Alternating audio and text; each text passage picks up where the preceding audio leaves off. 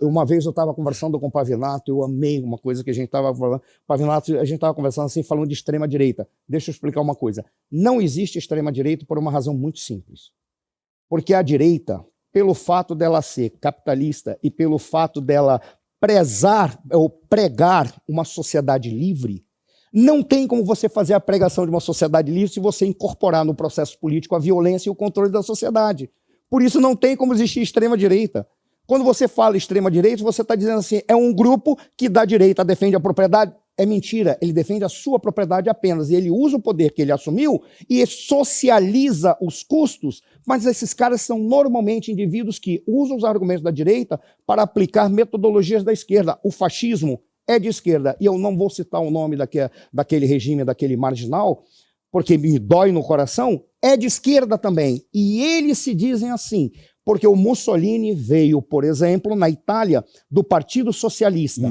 E ele distorceu, inclusive, a doutrina marxista. Não precisa distorcer uma coisa que já está errada. Quando ele criou, quando dizia a luta de classes existe. Perfeito, dentro das sociedades. O que Mussolini falava? Mas existe também a luta de classe entre os estados. Por qual razão? Porque existem nações que são proletárias e nações que são de exploradores. Como é que nós vamos fazer para enfrentar as nações dos exploradores? Uma unidade acaba com o discurso, tem um único projeto, fascismo vem de facho, facho é feixe, unido para dar mais força, para combater. Para isso nós não precisamos ter a democracia, basta nós termos. Entendi tudo com o professor agora. Tá vendo? Eu levei uma vida para entender, entendi agora.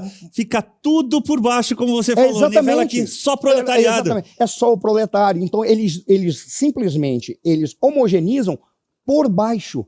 E por que eles não querem o discurso, eles não querem partidos políticos? Porque a função do partido político tem uma diferença apenas de um regime stalinista ou leninista ou soviético, do regime fascista, porque dentre eles é a função do partido. No caso do regime soviético, o partido se sobrepõe ao Estado. Sim. Porque o partido é a elite do proletariado. E como eles são contra a existência do Estado, eles dizem que no final da história o Estado não existe mais. Por isso a importância é o partido onde se fazem todas as discussões. Para os fascistas, eles dizem não, o Estado é o máximo ápice, é o ápice máximo, melhor, já a mesma coisa, uma redundância, mas é o ápice da organização da sociedade. E o Estado é o fim último da sociedade, a razão pela qual a função do partido é ser apenas um instrumento de cooptação e seleção de quadros burocráticos. É só essa a diferença dos dois. De povo. Ambos são de esquerda.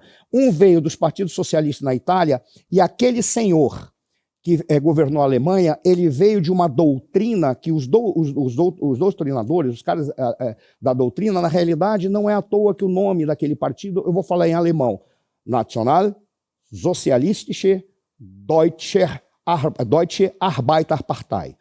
Partido, aí vou ter que traduzir, NSDA, que é Partido Nacional Socialista dos Trabalhadores Alemães. É isso aí. Ok? E detalhe, o cara que foi o mais importante, antes deste marginal assumir o protagonismo, era um cara chamado Ernst Röhm.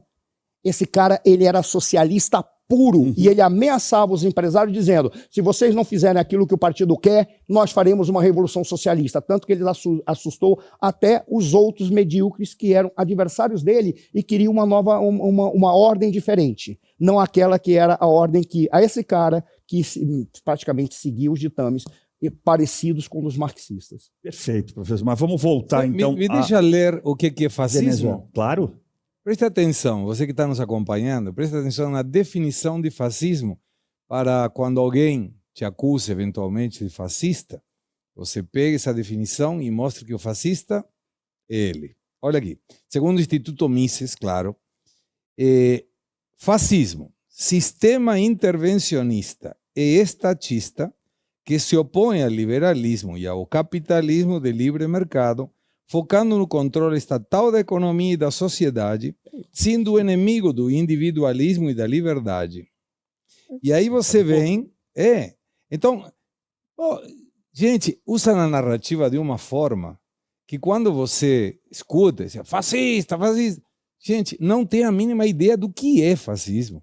Então eles acusam a outros do que na realidade eles são. Isso aí. Eu vou procurar falar o menos possível hoje, vou deixar para vocês, mas nessa questão que você está falando, só para pegar esse gancho, da alteração que se dá ao conceito fascista, né? Ou seja, o conceito do termo fascismo, e hoje utilizado vulgarmente, o Reinhard Koselleck, ele estudava os termos e estudou a mudança, né? O movimento dos conceitos de tempos em tempos. Isso é um fenômeno, infelizmente ou felizmente, natural da sociedade humana. À medida que muda a sociedade, muda a característica, muda a economia, muda a política, o termo tende também a ser transmutado. Mas precisa ser estudado, né? Por que que acontece? Não é para simplesmente você vulgarizar e chamar tudo e todos de fascistas. Dentro disso que vocês dois estão tratando, eu quero de novo uni-los antes da gente falar a primeira pergunta. Onde entra o Foro de São Paulo? Nessa questão. Então, é por isso. Eu estou servindo só de escada hoje. O programa é para vocês, é um especial sobre Venezuela e vocês são os caras. Nós temos um argentino e um brasileiro que conhece tudo de Venezuela. O Foro de São Paulo tinha 2 pilares. Eu chamei de binômio. Quer ver? Fiz até uma anotação aqui. Eu estudei. Vou pegar vocês, fazer chamada oral de vocês, hein? Deixa eu só achar agora, né? Meus alfarrábios. Aqui, ó. O binômio é crime e corrupção. Por quê? Porque se utilizava do dinheiro do crime organizado e da corrupção estatal. Ponto. Tinha 3 pilares na América Latina. Petróleo, construção civil, eu disse construção civil, e a própria corrupção institucionalizada. Propina para todo lado, voando e fazendo tudo que a gente conhece. O Foro de São Paulo tinha um projeto de poder, me parece, eu não sei nada. Não sei nada, não conheço nada, é tudo teoria da conspiração. Veio através de um astrólogo que se dizia filósofo, né? Ó, tô piscando pra você, tá?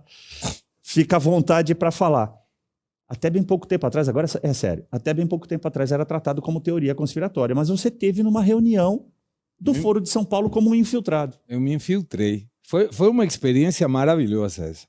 Mas antes de contar sobre essa reunião que eu participei, eu vi como eles operam, é importante mencionar como nasce o Foro de São Paulo. 1990, a partir de 2 aspectos eleitorais do Lula. O primeiro, ele candidato a governador de São Paulo, uma pessoa que juntava multidões na rua, sim. E na época do sindicalismo, ele pensou, se eu coloco tanta gente na rua, eu vou ser eleito governador. Perdeu. Não conseguiu nem 10% dos votos. Aí se joga a participar em 1989 nas presidenciais e perde com o Fernando Collor de Mello. E aí ele perdendo, ele se toca, e isso são palavras de Lula, eu ouvi Lula falando isso na reunião do Foro de São Paulo, dizendo que se junta com o camarada Fidel Castro em Cuba, junto com José Dirceu, porque eles estavam convictos de que não chegariam ao poder por intermédio do voto. Assim foi a colocação. Então, peraí, se alguém disse que vou armar um grupo latino-americano de esquerdistas, porque sabe que não chegará ao poder por meio do voto, é que ele quer chegar ao poder por outra via que não é democrática. Qualquer outro. Não estou eu falando, eu estou ouvindo o que eu ouvi. Então, quando você vê isso, e aí começa, por que na segunda reunião, 1992, não convidam Chávez? Porque ele tinha tentado o golpe de Estado. Ia ficar muito feio que eles estivessem convidando alguém que participou de um golpe de Estado quando eles tentavam se mostrar na narrativa democrática. Mesmo que o objetivo inicial do fórum era juntar estratégias latino-americanas porque eles sabiam que não chegariam ao poder pelo voto eleitoral. E aí vem, peraí, e por que fizeram em Cuba? Cuba, teoricamente, Fidel Castro já era de Cuba, sim, já estava como presidente, já ditador. Tinha feito a revolução lá. Então, a minha dúvida é, será que ele foi para aprender?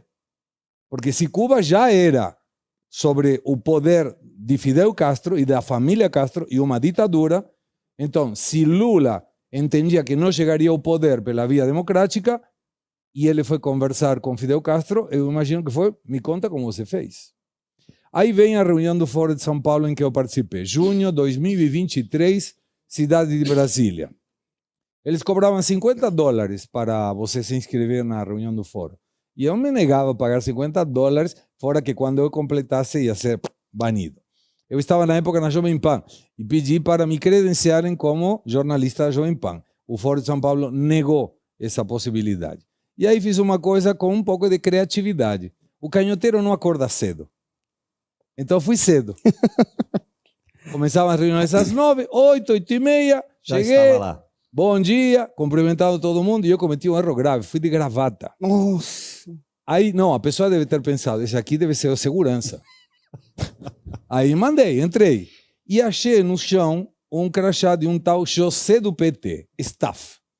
Eu não tinha cara de José do PT com gravata. Então, tirei a gravata, coloquei a credencial virada, porque eu tinha uma credencial, ninguém ia pedir que eu tirasse a credencial, mas eu tinha um cartaz na testa que disse, esse aqui não é daqui. Bom, aí eu fui ouvindo. E uma coisa que era interessante ver é que a fala de Lula era exercitar, eu ouvi o Lula, exercitar a democracia o máximo que pudermos. Peraí, tem alguma coisa nessa frase que não está fechando. Como o máximo que puder? Não, a democracia não deveria ser negociada. Mas eles afirmavam, vamos exercitar a democracia o máximo que pudermos exercitar. E aí eles mencionavam, e aí você vê como a narrativa da canhota é fabulosa. Mas eles não acreditam no que eles falam, porque eles afirmavam assim nesse dia. A importância é a alternância de poder. Aí você escuta isso e fala, não estou entendendo, peraí, Cuba, que alternância de poder tem essa? Venezuela, qual alternância de poder? Nicarágua, que é parte do Foro de São Paulo, também não tem alternância de poder. Então você vê que eles falam quando uma câmara está ligada, imaginando que isso é um discurso bonito para que o eleitorado possa participar.